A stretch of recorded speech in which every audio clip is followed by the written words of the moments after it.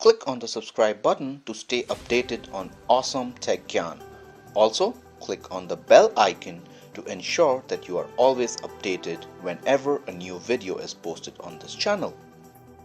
Hello friends, my name is Souvik and you are watching Souvik Says. This is the channel where we help you decipher tech. In this video, I'm going to introduce you to my new laptop and we will have a special guest for the introduction as well. So stay tuned.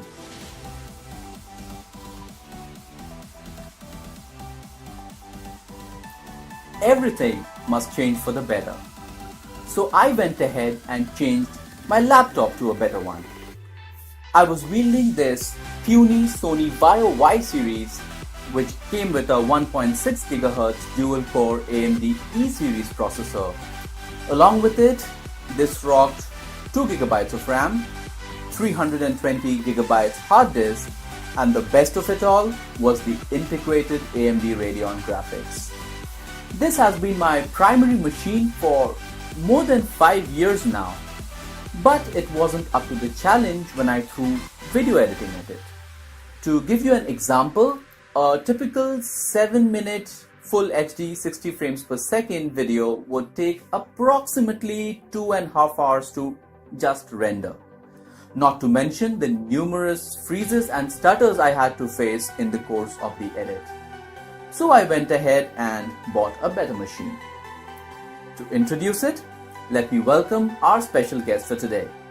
Please welcome Mr. Souvik 2.0.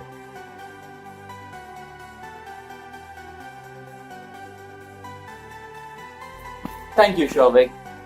Hello friends. This is the Lenovo Ideapad 500S. This is a budget ultra portable machine, and what I'm going to do now, I will not waste any further time and will take your leave. Thank you so much for inviting me. Thank you, Souvik 2.0, for spending your valuable time with us. We really appreciate it. You guys take care. Bye-bye. So let's take a closer look at the Lenovo Ideapad 500S. This laptop runs on an Intel Core i5-6200U CPU clocked at 2.3 GHz. Since this is a 6th gen Skylake chip, it just breezes through day-to-day usage. There is 4 GB of DDR3 RAM. Unfortunately, there is just one slot on the motherboard, meaning that any RAM upgrade will have to be a complete replacement. What adds on to the power of this machine is 2 GB of graphic memory in the form of Nvidia GeForce 920M. Coming to the physical overview, the laptop weighs just 1.6 kilograms and is 19.5 mm thick at its thickest portion. The screen is a 14-inch Full HD TN LCD panel. The viewing angles are not particularly impressive, given that this is a TN panel and not IPS.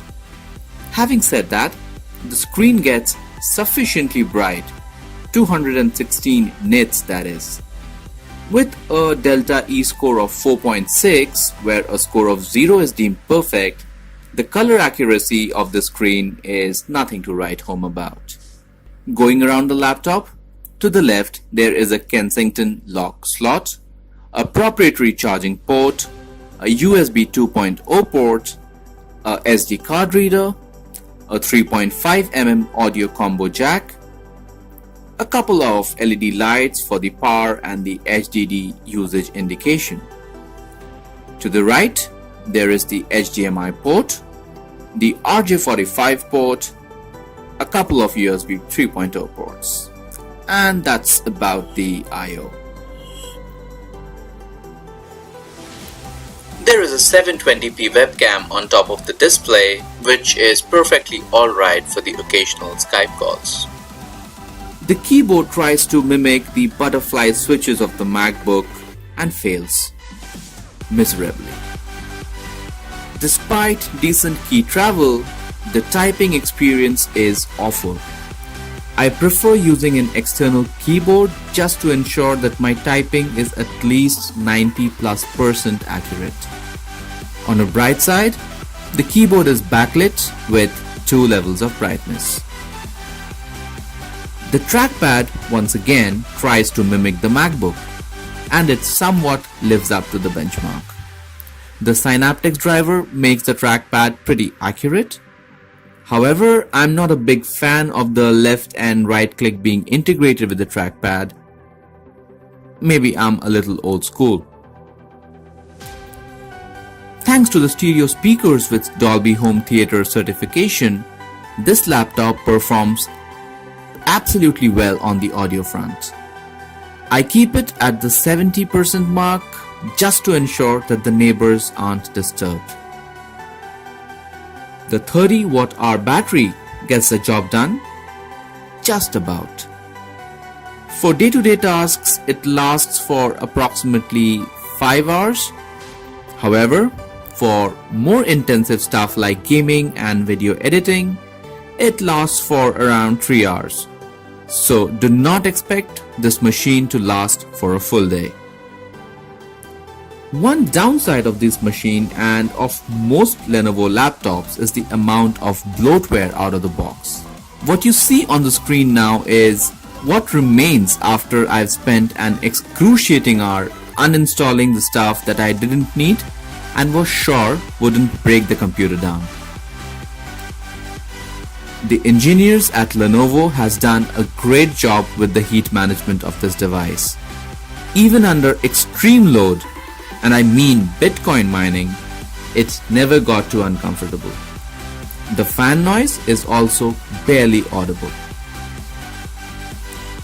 Despite the combination of hits and misses, there is no denying that this machine is a beast when it comes to raw performance. Here are some samples from a few synthetic benchmarks that I run. Before I sign off, let me give you some trivia. That 7-minute full HD video now takes me only about 2 minutes to render and 5 minutes to export. Give this video a big thumbs up if you found it useful. If you didn't, let us know what could have been done better. You can also connect with us through Facebook, Twitter and Google+. Links to them have been provided in the description down below. You guys have a great time and I will catch you in the next one. Bye bye.